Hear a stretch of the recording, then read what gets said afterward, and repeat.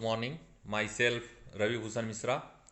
I will discuss chapter number 13 plane. आज हम start करेंगे सबसे इम्पॉर्टेंट चैप्टर 13 जो प्लेन है। ये यूनिट चौथा है।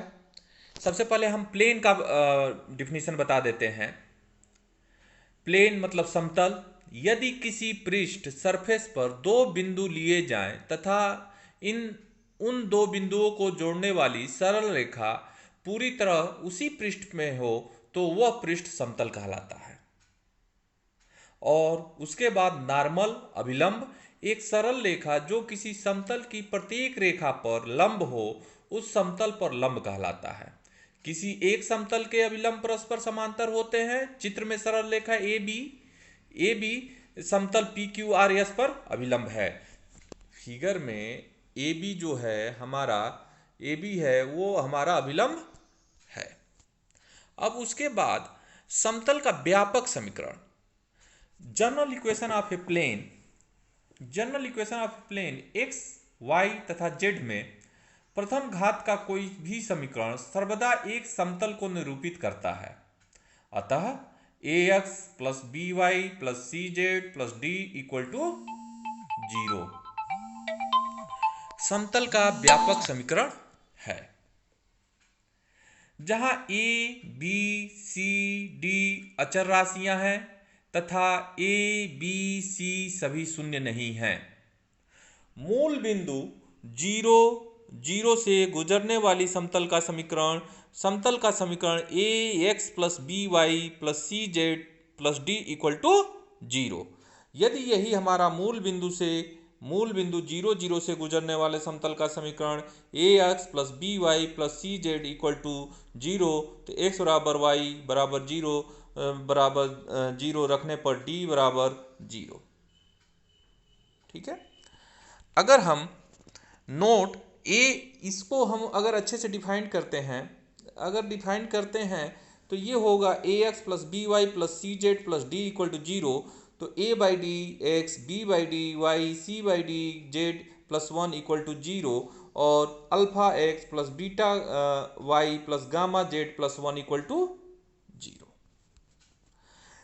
स्पष्ट है कि समतल के समीकरण में 3 स्वेच्छ राशियां होती हैं। अतः समतल का समीकरण 3 प्रतिबंधों के अधीन निकाला जाता है। समतल के समीकरण A X plus B Y plus C Z plus D equal to 0 में ए बी सी समतल पर अभिलंब नॉर्मल के दिक् अनुपात हैं। माना बिंदु x1 y1 z1 से गुजरने वाले समतल का समीकरण equation of plane passing through the point x1 y1 z1। माना समतल का समीकरण A X plus B Y plus C Z plus D equal to 0। Equation first, समतल बिंदु x1 y1 z1 से होकर गुजरता है तो अतः a x1 plus b y1 plus c z1 plus D equal to 0 समीकरण नंबर 2। ऐसे ही अगर हम करते हैं समीकरण 1 और 2 में से घटाने पर A X minus x1 plus B Y minus y1 plus C Z minus z1 equal to 0। यह समतल का अभिष्ट समीकरण है। अब हम देखेंगे 3 बिंदुओं से गुजरने वाले समतल का समीकरण। माना A X plus B Y plus C Z plus D equal to 0 यदि बिंदु x1 y1 z1 x2 y2 z2 तथा x3 y3 z3 से होकर जाता है तो x1 y1 z1 से गुजरने वाले समतल का समीकरण A X minus 1 B Y minus 1 C Z minus 1 equal to 0।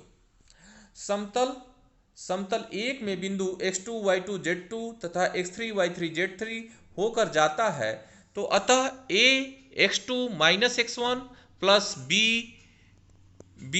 y2 minus y1 plus c z2 minus z1। जब इसको सॉल्व करेंगे, अगर विलोपन विधि से देखते हैं तो ये हमारा हो जाएगा, ये होगा x minus 1 y minus 1 z minus 1 x2 minus x1 y2 minus y1 z2 minus z1 x3 minus x1, y3 minus y1, z3 minus z1 equal to 0। अतः यह समतल का अभीष्ट समीकरण है। अन्य विधि से हम ये भी कर सकते हैं कि समीकरण 2 तथा 3 को हल कर a, b, c का मान ज्ञात करें और इसे समीकरण 1 में रखकर भी समतल का समीकरण प्राप्त किया जा सकता है। अब हम करेंगे ये कि अगर हम समतल का अंतःखंड रूपी समीकरण ज्ञात करना चाहते हैं, intercept of equation of a plane, समतल का अंतःखंड रूपी समीकरण, intercept from of equation of a plane. पहले हम क्या करेंगे, माना मूल बिंदु माना ओ मूल बिंदु है तथा ax plus by plus cz plus d equal to 0 समतल का समीकरण है। समतल का समीकरण है जो निर्देशांक को क्रमशः p a00, q 0b0, r 00c बिंदुओं पर मिलाता है। यह x अक्ष से x बराबर a, y बराबर 0, z बराबर 0 पर मिलता है। अतः 1 से a plus D equal to 0, a equal to minus D upon A. समीकरण 1 में x बराबर a, y बराबर 0, z बराबर 0 रखने पर, इसी तरह b plus D equal to 0, तो b बराबर माइनस a अपान b। 1 में x बराबर 0, y बराबर b, z बराबर 0 रखने पर, ऐसे ही c d plus equal to 0 c equal to minus D upon C, और 1 में x बराबर 0, y बराबर 0, z बराबर c रखने पर। तो अगर हम रखते हैं तो देखेंगे कि समीकरण 1 में रखते हैं तो a b c का मान अगर हम रखते हैं तो minus d by a, minus d by b, minus d by c, z plus D equal to 0, या x by A plus y by B plus z by a minus 1 equal to 0। अर्थात ये भी कह सकते हैं कि x by A plus y by B plus z by c equal to 1। यह समतल का अभीष्ट समीकरण है जहां a, b, c समतल द्वारा क्रमशः x अक्ष, y अक्ष, z अक्ष पर काटे गए अंतःखंड हैं। अब मान लीजिए कि अगर हम क्वेश्चन को फिर से सॉल्व करते हैं इसको, तो ये लिख सकते हैं कि अंतःखंड पे क्या होगा फार्मूला हमारा, अंतःखंड पे फार्मूला होगा x by A plus y by B plus z by C. यह समतल का अभीष्ट समीकरण है। अतः जहां a b c समतल द्वारा क्रमशः x अक्ष, y अक्ष तथा z अक्ष पर काटे गए अंतःखंड हैं।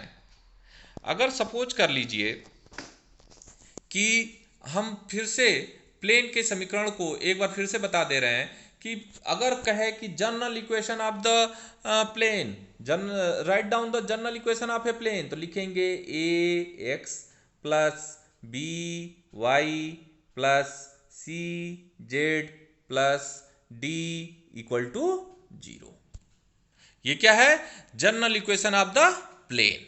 यही हमारा कहे कि मूल बिंदु 0 0 से गुजरने वाले समतल का समीकरण लिखिए, write down the origin, passing through the origin, write the plane equation of the plane, मूल बिंदु 0 0 से गुजरने वाले समतल का समीकरण। तो इसके लिए हम लिखेंगे कि ax plus by plus cz equal to 0।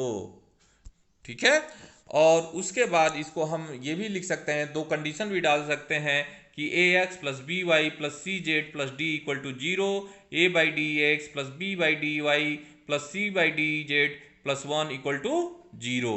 ये भी लिख सकते हैं alpha x plus beta Y plus gamma Z plus 1 equal to 0।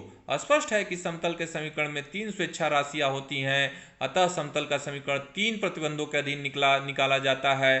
तो समतल के समीकरण ax plus B Y plus C Z plus D equal to 0 में a b c समतल पर नॉर्मल के दिक् अनुपात हैं, मतलब अविलंब के दिक् अनुपात हैं, मतलब नॉर्मल के डायरेक्शन रेशियो हैं।